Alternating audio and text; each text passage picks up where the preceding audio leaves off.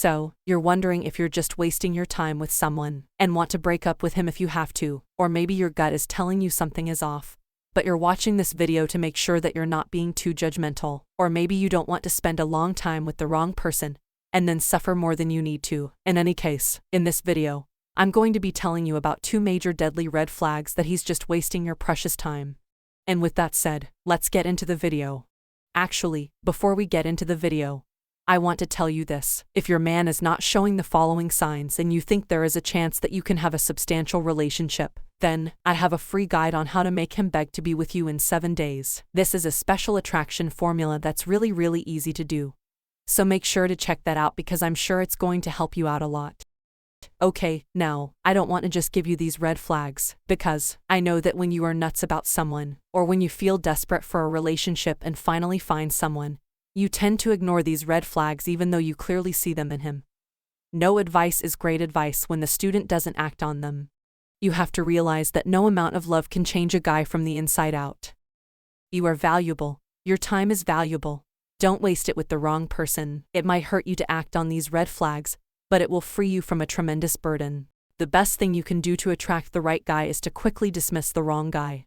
I hope these words made an impact on you. So, on that note, let's get to the red flags. Number 1, going great. And pause. What this means is when you meet him everything is going great, and he's giving you compliments and you're spending awesome time together.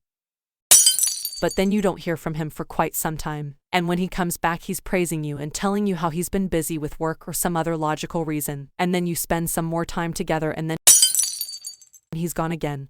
I know the excuses just make sense. And it's okay for him to be busy sometimes, but if this becomes a pattern then you can see there's a problem there. This can often be confusing, because you know the praise feels so authentic, and it maybe is, but there is a pattern that he's not following through. An inconsistent action is a consistent answer. If your man does this then he's more than likely wasting your time, because if a man really wants a woman, he will follow up, so keep an eye out for this. Number 2, actions and words. Let me explain this one.